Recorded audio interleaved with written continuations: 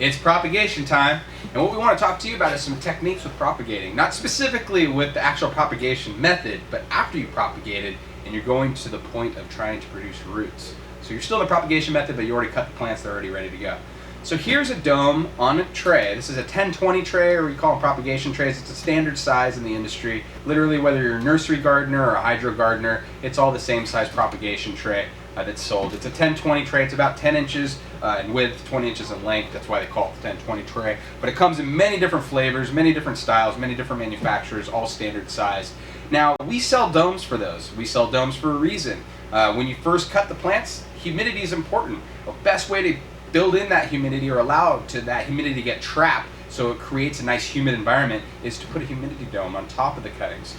So we're just going to show you something real quick. This is a rock wool sheet. Rock wool sheets are extremely typical in the hydroponic industry. A lot of propagating is done, but you could be doing it with soil inserts, many different other types of mediums, maybe Oasis cubes, maybe Sure to Grow, maybe some other products. But what we want to show you here today is some added components. Now, a lot of people will put a drain tray on. As you can see here, there's holes in the base of this tray to allow the water to move through as you're watering the block.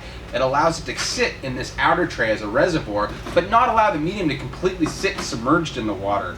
This allows the roots to drop down through here, sit in the reservoir, pulling water naturally as it needs to be. So it eliminates a lot of the problems that you could have with maybe waterlogging your medium by overwatering it when it gets dried out. A lot of gardeners, their first time propagating is in the winter or fall for whatever reason, because they're going indoors, and they try it for the first time and they are stifled. They have a lot of problems, and there's a reason why. It's all about temperature. Temperature is the most critical aspect of propagation.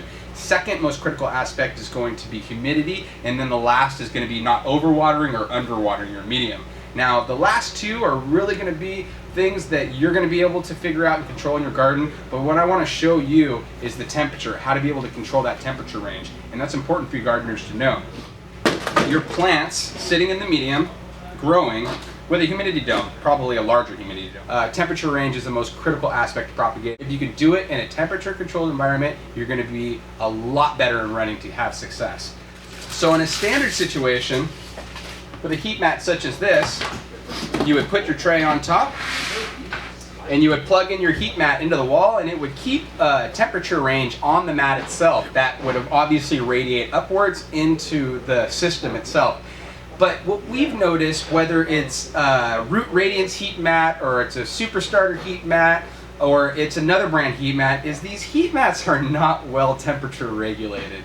They pump out a pretty medium temperature. It's a little bit warmer than room temp, and when it's in direct contact with the tray, especially if it's in a cold room where the heat mat's working harder to warm, it's going to actually be too warm to propagate in most situations. So there's actually a support part that a lot of gardeners don't know exists, but has existed for a while, that we want to show you that's going to help you dial in the temperature right at the root zone. It's really going to take this heat mat and make it a smart control. It's actually just a temperature sensor that the sensor's placed right in the hole of the medium, so right where your root, right where your cutting is sitting, and it's going to affect the temperature of this heat mat, turning it on or off depending on exactly where the sensor is placed.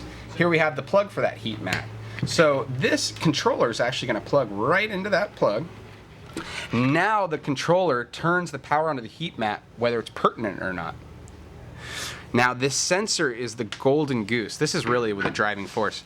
So what you're going to do with the sensor right here is one of two things. You could put it underneath in here or drop it in through one of the vents. But the most important thing is that the sensor sits in one of your actual propagation site. So it's actually going to affect the temperature of the heat mat depending on this little location right here. So it's going to really heat the heat mat at the temperature range intended, specific to the medium and not to the actual heat mat itself. Go all the way down from 70 degrees all the way up to 100 degrees. Now we know nobody's going to be at 100 degrees. So your actual normal temperature range that you're going to target is going to be about 70 to 75. So let's just say you're at 70 right here. Now what it's going to do is it's going to power the heat mat depending on what the temperature location is here. Just a few degrees of temperature difference.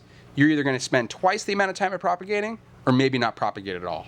Super Sprouter temperature sensor is actually going to work with any heat mat on the market, whether it's for 4 flats of clones or 1 flat of clones such as this. This actual temperature sensor is fully compatible with all the different brands on the market.